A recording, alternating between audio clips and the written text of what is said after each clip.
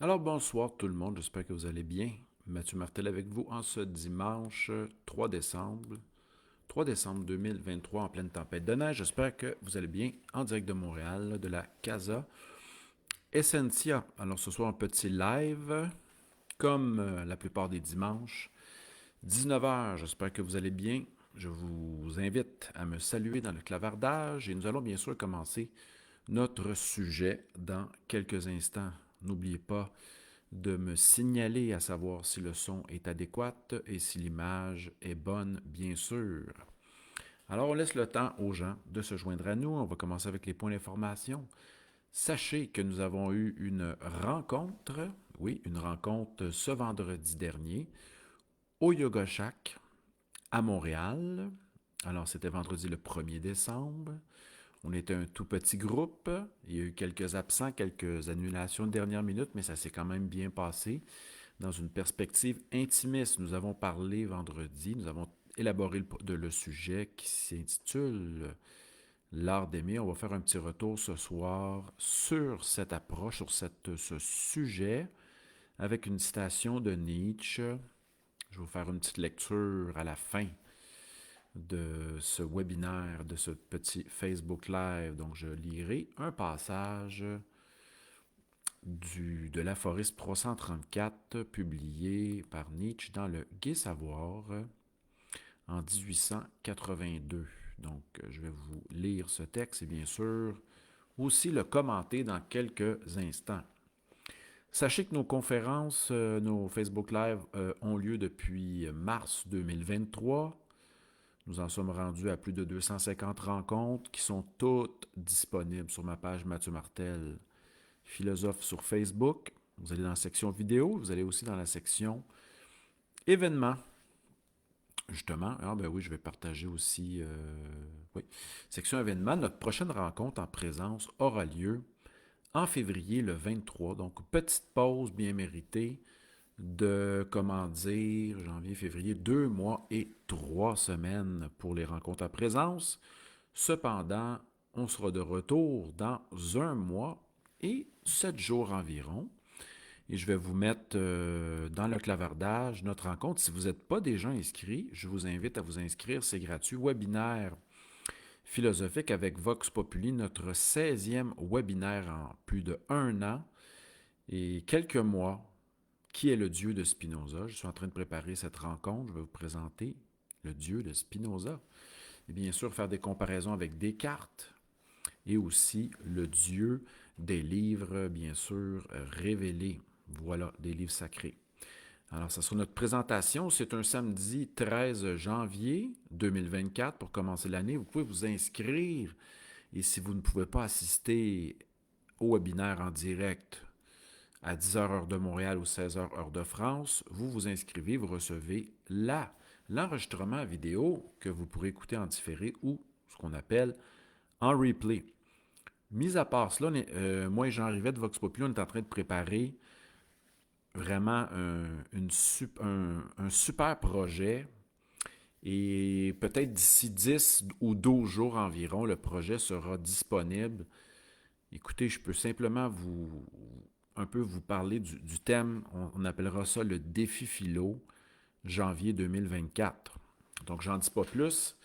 C'est moi et Jean Rivet de Vox Populi qui préparons ce petit projet pour bien débuter l'année en philosophie. Donc, c'est à voir. Je vais en reparler bien sûr dans les Facebook Live et on va en reparler bien sûr aussi lors du webinaire du 13 janvier. Ce soir, notre sujet, il faut apprendre à aimer. Alors, c'est tiré d'une affirmation qui est dans le Gai Savoir de Nietzsche. Ce livre-là est considéré comme étant une initiation, un préambule à Ainsi parlait Zarathustra, donc publié en 82 et bien sûr, il y a eu une réédition en 87. Et tantôt, je vais vous lire l'aphorisme 334. Je ferai quelques petits commentaires. Alors, c'est une nouvelle formule pour ce soir. Parce qu'à la conférence de vendredi dernier en présence, j'ai parlé bien sûr de l'art d'aimer d'Éric Fromm, mais aussi j'ai fait allusion à cette affirmation de Nietzsche, il faut apprendre à aimer. Donc ce sera notre thème de ce soir. J'en profite pour vous saluer. Merci à tous et à toutes d'être là. Partagez la rencontre si vous appréciez. On salue nos amis de la France, du Québec, de l'Afrique du Nord, d'Haïti, de Floride, etc. Salutations à Daniel, à Cathy, Mélanie, Anton et tous ceux et celles qui nous écoutent en différé, en secret. Voilà, je vous salue. Et sachez que notre dernière rencontre, on a à peu près 600 visionnements. Et tout ça se retrouve dans la section vidéo et vous avez aussi les futures conférences, dont celle de février, dans la section événements. Pour plus d'informations, vous allez sur mon site, mathieumartel.com. On va commencer, je pense, avec une petite lecture. La lecture du gai, justement, du gai savoir, il faut apprendre à aimer. Aphorisme 334. Voilà, Nietzsche fait un lien avec la musique. Alors, ça va comme suit, puis ensuite, je vous poserai quelques questions. C'est la première fois que je commence avec une lecture. Il faut apprendre à aimer. Voilà ce qui nous arrive en musique. Il faut d'abord apprendre à entendre en général un thème ou un motif.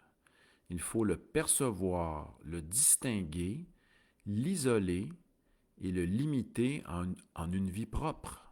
Puis, il faut un effort et de la bonne volonté pour le supporter.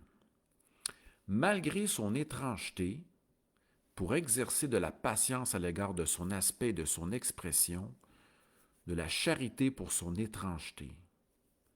Enfin arrive le moment où nous sommes habitués à lui, où nous l'attendons, où nous pressentons qu'il nous manquerait s'il faisait défaut.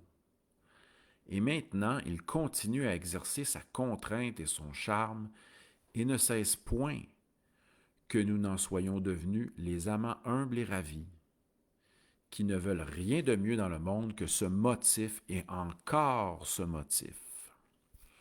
Mais il n'en est pas ainsi seulement de la musique. C'est exactement de la même façon que nous avons appris à aimer les choses que nous aimons. Finalement, nous sommes toujours récompensés de notre bonne volonté, de notre patience, de notre équité, de notre douceur à l'égard de l'étranger. Lorsque pour nous l'étranger écarte lentement son voile et se présente comme une nouvelle, indicible beauté. De même, celui qui s'aime soi-même aura appris à s'aimer sur cette voie-là. Il n'y en a pas d'autre. L'amour aussi, il faut l'apprendre. Quel beau texte de Nietzsche. Et cela me fait penser lorsque Nietzsche disait qu'il voulait entendre ce motif encore et encore, cela me fait penser aux nombreuses fois, j'ai écouté à peu près 500 à 1000 fois Kind of Blue de Miles Davis. Hein? Au début, c'était tout à fait une œuvre renversante, une œuvre étrange, qui par la suite, à force de fréquentation, de, de fréquentation, d'apprivoisement, j'ai pu en apprécier les pièces, les motifs, les moments de chaque pièce, pour ensuite ne pas pouvoir me passer de cette pièce. Et Nietzsche nous dit que en musique, comme par rapport, donc dans cette perspective-là, il nous dit que à la fois en musique qu'en amour, il s'agit d'un apprentissage. Et il nous dit qu'il faut, c'est nécessaire, bien sûr, d'apprendre à aimer la musique. Et ça demande aussi du temps que d'apprendre à s'aimer soi-même et à aimer autrui. Donc, passe par toutes sortes de moments. Je ne me présente pas comme un spécialiste de Nietzsche, mais je voulais vous lire justement ce beau passage tiré. Si vous voulez approfondir cela, lisez Le gai savoir de Nietzsche, aphorisme 334, publié en 1882. Alors, je vais vous poser une salutation à Anne-Marie qui vient de se joindre à nous, salutations à Anton, Mélanie, Cathy, Daniel. Nous sommes peu nombreux ce soir. Qu'en pensez-vous? Croyez-vous que l'apprentissage fait partie,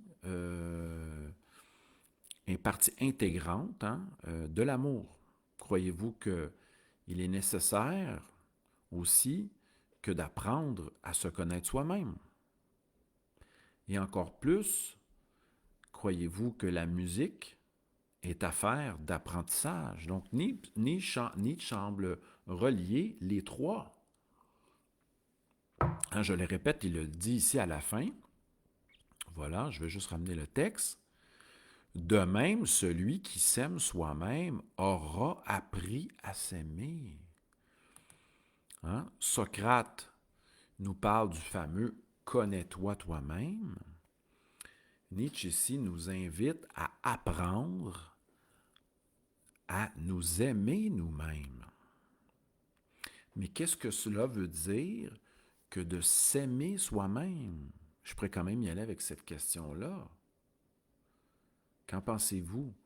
Qu'est-ce que cela implique que de s'aimer soi-même? Nietzsche nous dit que c'est un apprentissage semblable à celui de la musique. Et en plus, il nous dit que apprendre à aimer quelqu'un est aussi semblable à aimer la musique. Il fait une forme de parallèle. Hein? Il installe un parallèle entre les deux. Cela demande de la bonne volonté, de la patience, une douceur à l'égard de ce qui est étranger. Hein? C'est difficile de supporter ce qui est étranger, ce qui est tout à fait, par exemple, on pourrait penser à une œuvre singulière. Moi, j'ai référé ici à Kind of Blue de Miles Davis. Alors, on va dévier en se posant la question suivante. Qu'est-ce que cela veut dire que d'apprendre à s'aimer soi-même? Qu'en pensez-vous? Je vous invite à m'écrire des commentaires dans le clavardage. Hein? Qu'est-ce que cela implique? Nietzsche nous dit quand même qu'il faut du temps. Bien sûr que cela demande du temps, de la patience. Hein? Il l'évoque ici dans le passage. Ici. Puis il faut un effort, de la bonne volonté pour supporter les motifs d'une pièce de musique, mais cela demande aussi peut-être de la patience pour apprendre à se connaître, à se supporter, parce qu'il y a des parties de nous qui sont quand même à la fois étrangères et étranges et difficiles peut-être d'acceptation. Donc, je vous invite à m'écrire dans le clavardage. Qu'est-ce que cela implique pour vous? Le fait d'apprendre à se connaître, à s'aimer soi-même. Qu'est-ce que cela implique? Daniel nous dit des essais et des erreurs, bien sûr. Mais si je reposais la question suivante, qu'est-ce que cela signifie que de s'aimer soi-même, tel que Nietzsche l'évoque dans ce passage du Gai Savoir? C'est un apprentissage. Qu'est-ce qu'apprendre? Posons-nous la question. Qu'est-ce que apprendre? Qu'est-ce que nous avons besoin pour apprendre? D'abord, peut-être avoir un intérêt porté, doit peut-être d'être foudroyé, d'être renversé, d'être transfiguré, de s'étonner face à un phénomène du vivant, que ce soit des phénomènes naturels, que ce soit la beauté d'une pièce musicale, que ce soit la beauté d'un individu. Hein? On est d'abord peut-être sous le ravissement et le coup de foudre, d'abord envers un élément du vivant. Par la suite, on veut peut-être se rapprocher, on s'intéresse à cet être ou à ce phénomène et on tente quelquefois, bien sûr, de le saisir intellectuellement, mais faut peut-être un peu plus que cela lorsqu'on apprend à aimer quelque chose.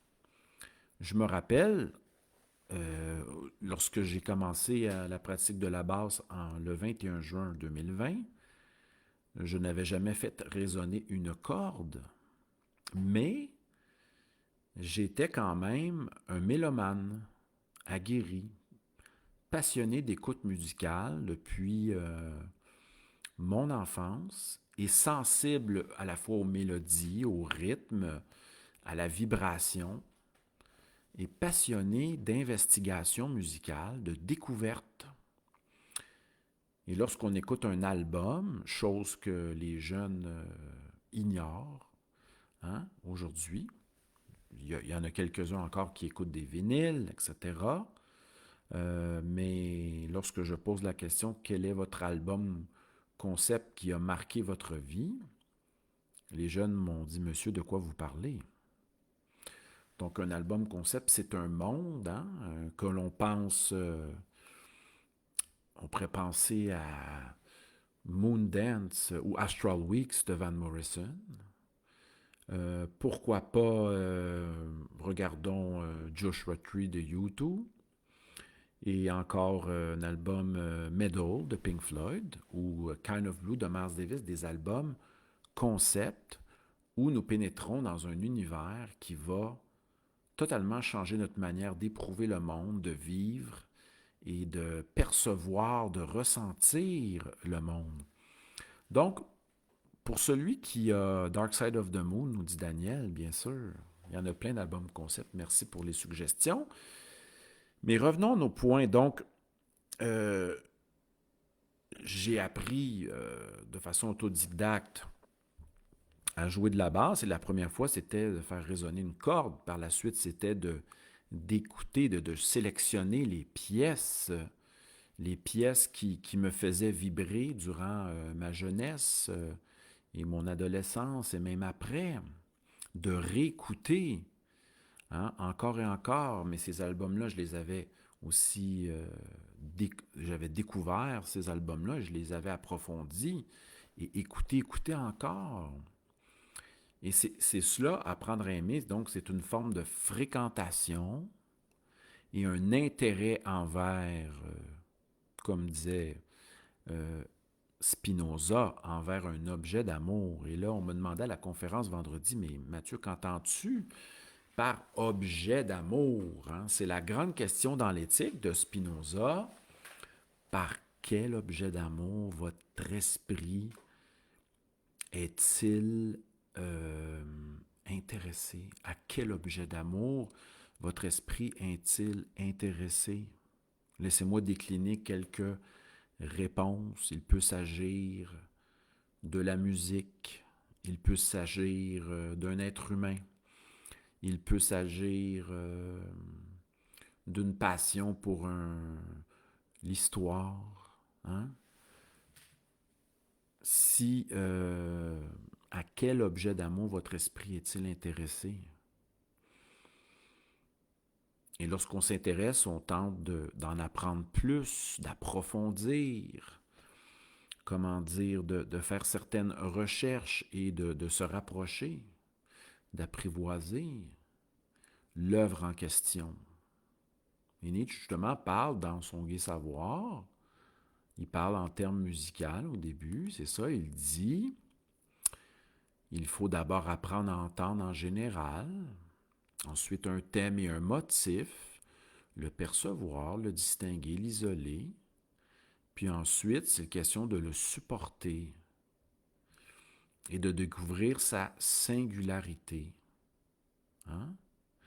Donc ensuite, l'étranger devient celui que l'on veut écouter encore et encore pour l'approfondir. Donc, il y a toutes sortes c'est un processus complexe. Merci Anne-Marie qui nous envoie ses albums concept. Ben oui, le fameux In Rock de Deep Purple, Uma Guma de Floyd. Merci pour les suggestions. On aura sûrement quelques albums concept de la part d'Éric Roger. On l'invite à nous envoyer ça. Anton, qui répond à notre question de ce soir. Écoutez, ça s'en va dans toutes sortes de directions. On se pose la question, qu'est-ce qu'apprendre à s'aimer soi-même? Nietzsche dit que l'apprentissage est comparable à la musique. Apprendre à aimer quelqu'un et apprendre à s'aimer soi-même, ça passe par un processus d'apprentissage lié à la musique, c'est similaire. Anton nous dit apprendre à s'aimer soi-même, c'est de reconnaître et accepter, oui, sa singularité. Et Nietzsche déclare ne plus avoir honte de soi-même et dire oui à son instinct profond, à son intuition profonde, à ce que j'appellerais l'appel de l'être. Et Anton pousse la singularité en le liant aux différences, à nos forces, faiblesses, etc. Un processus continu que Jung appellera, remercie Jean de m'avoir invité à la conférence sur Jung ce lundi dernier. Et oui, qui est lié au processus d'individuation. Et ce processus, nous dira Jung, passe par l'apprivoisement et l'éclairage de l'ombre, bien sûr. Merci à toutes et à tous et à toutes. On est peu nombreux ce soir, ce dimanche, pour les Facebook Live, un Facebook Live de tempête à Montréal. On attend entre 20 et 30 cm. Ça a commencé ce matin, cet avant-midi. Et je suis très content d'être là ce soir. Salutations à Daniel, Cathy, Mélanie, Anton, Ricardo, Anne-Marie, Daniel, Éric. Et on salue les amis d'Éric également, Linda, Julien, etc. Merci à tous et à toutes d'être là. Un petit live léger, hein? Mais intéressant, hein, parce que vendredi, on a parlé de l'art d'aimer. On a fait des allusions aussi au texte de Éric Fromm. Je vous invite à lire 1950, si je ne m'abuse, une critique de l'amour contemporain. Et proposant lui aussi une vision basée sur l'art, hein, justement. Aimer est un art qui demande approfondissement, étude, réflexion, mais aussi pratique. Et Fromm fait le même lien avec la musique, théorie et pratique en musique, mais aussi subordonné d'un troisième principe, l'intuition fait en sorte que théorie et pratique sont soutenues par un désir, justement, d'approfondissement de cet art, un souci, et cela demande un investissement, bien sûr, par passion, par intérêt, par plaisir, sur le long terme, un investissement à long terme, non pas simplement par devoir, et non pas simplement dans un point de vue d'un engagement froid et un engagement ad vitam aeternam, non.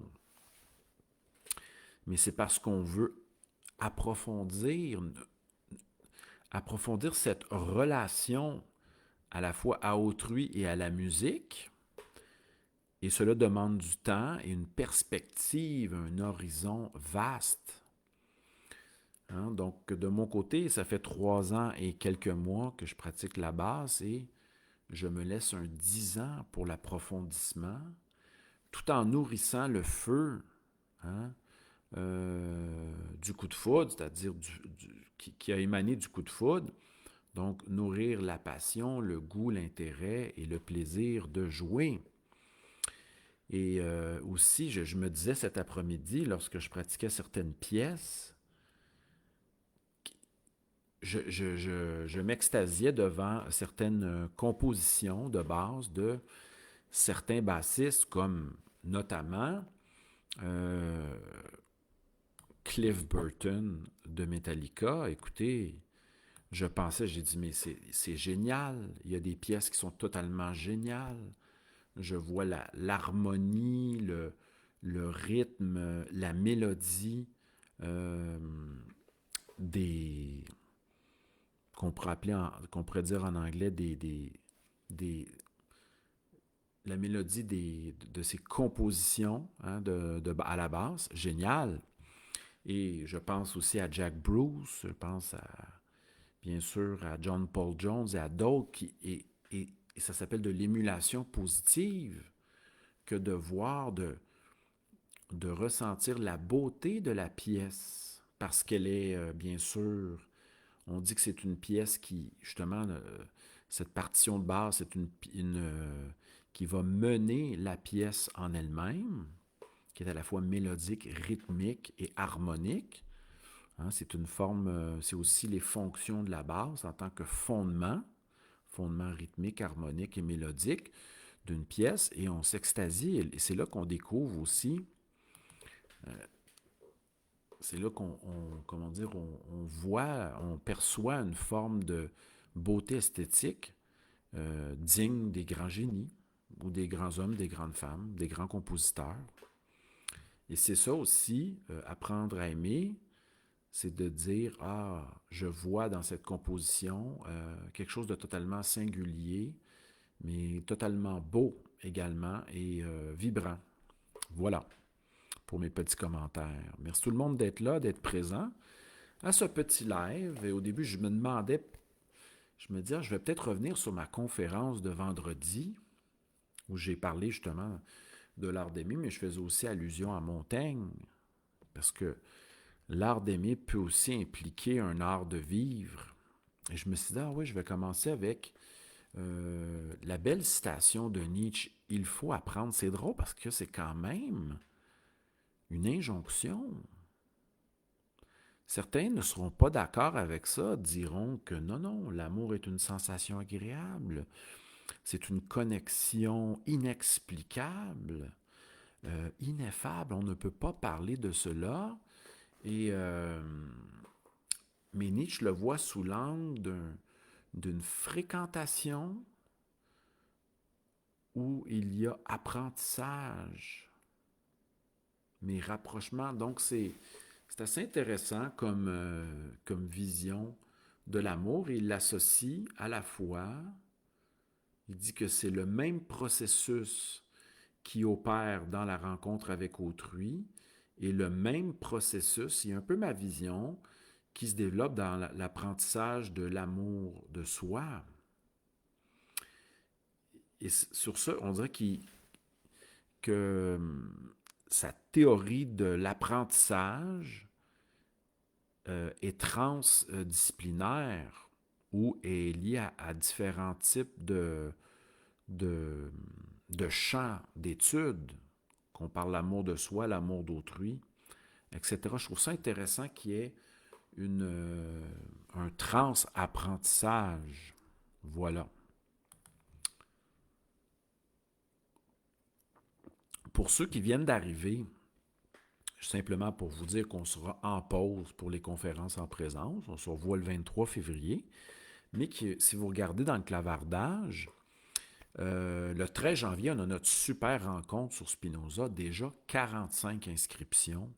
On s'attend à plus d'une centaine d'inscriptions pour ce webinaire d'1 heure qui portera sur le thème « Qui est le Dieu ?» la question « Qui est le Dieu ?» de Spinoza. Mais aussi, j'aimerais dire que moi, Jean Rivet de Vox Populi, on est en train de préparer un défi philo 2024. J'en dis pas plus. Et ça sera bien, ça nous sera présenté, je vais pouvoir l'annoncer prochainement, peut-être entre 7 à 10 jours. C'est un défi pour... et nous irons à travers ce défi à la rencontre de 10 philosophes différents. Et tout cela sera lié à une citation par auteur. Je vous présenterai justement un thème en question. Donc, j'en dis pas plus car on est en train de préparer ça. Ça devrait être prêt entre 7 à 10 jours. Et je vais bien sûr vous en reparler. Vous allez pouvoir vous inscrire. Je vais vous en reparler dans notre rencontre sur Spinoza. Alors, c'était peut-être tout pour ce soir, les amis. C'est un peu court. Écoutez, ça arrive quelquefois. Et nous allons nous revoir prochainement, probablement dimanche prochain. Donc, c'est notre heure de prédilection. Pour ceux et celles, heure de Montréal, toujours 19h. C'est bien sûr accessible en rediffusion dans la section vidéo de ma page, Mathieu Martel, philosophe. Toutes nos rencontres ont été enregistrées, mis à part une quinzaine dont j'étais insatisfait, et sont disponibles dans la section vidéo. Donc, les amis, écoutez, je vous souhaite une super belle soirée. J'espère que vous avez apprécié notre rencontre et on se voit la semaine prochaine, probablement. Dimanche, ça sera le 10 décembre. Et prenez soin de vous. Bye bye.